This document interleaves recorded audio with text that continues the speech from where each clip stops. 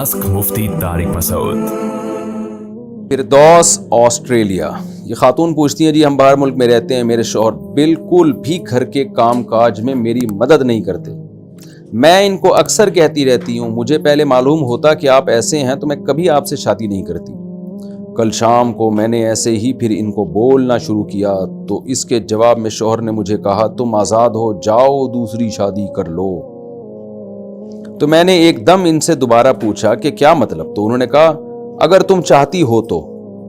ये बात उन्होंने चिढ़ कर कही थी, गुस्से की हालत में नहीं कही थी।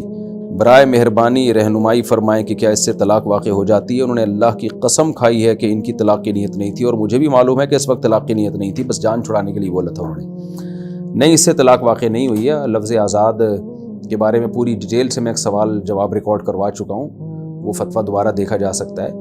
तो शौहर की अगर नीयत नहीं है तो तलाक वाक़ई नहीं हुई। नॉर्मली शौहर इस तरह कह देते हैं तुम आज़ाद हो, तो इसमें तलाक की नीयत नहीं होगी तो नहीं होगी। लेकिन अगर बीवी ने तलाक का मुतालबा किया और जवाब में शौहर ने कहा या शौहर ने यूँ कहा, तुम मेरी तरफ से यानी मेरे निकाह से आज़ाद हो या मुझसे आज़ाद हो, तो फिर खूब समझ लें ऐसे मौके पे ये अल्फाज तलाक ही के होते हैं। लेकिन या मुझसे या मेरे निकाह से का कोई लफ्ज़ नहीं था, तो इसलिए तलाक और कोई क़राइन वाज़ेह करीना भी नहीं है जिससे पता चल रहा हो, इसलिए यहाँ तलाक वाक़ई नहीं हुई है।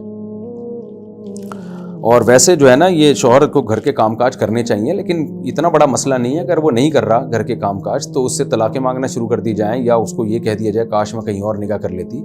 तो मेरा ख्याल है इतना बड़ा इसको थोड़ा बर्दाश्त कर लेना चाहिए। अल्लाह करे शौहर घर के में कामकाज में हाथ बटाएं, लेकिन अगर नहीं भी बटा रहे तो शौहर को ये कहना, मुझे पता होता तो मैं कहीं और निकाह करती। मर्दों पर यह चीज़ बहुत भारी गुजरती है, बहुत बुरा लगता है उनको ये लफ्ज़। तो आप कहीं और कर लेती, हो सकता है वो घर के कामकाज में हाथ बटा रहा होता और बाकी जो है वो और कोई ऐब होता उसके अंदर। तो इसलिए जो मिला हुआ है फ़िलहाल उस पर अल्लाह का शुक्र अदा करें। जिनको नहीं मिला हुआ वो तो कह रही हैं हमें ऐसा मिल जाए भले घर में कामकाज में हाथ ना बटाए, लेकिन मियाँ तो हो ना वो, इसलिए शुक्र करना चाहिए। इन चीज़ों पे लड़ना भिड़ना नहीं चाहिए।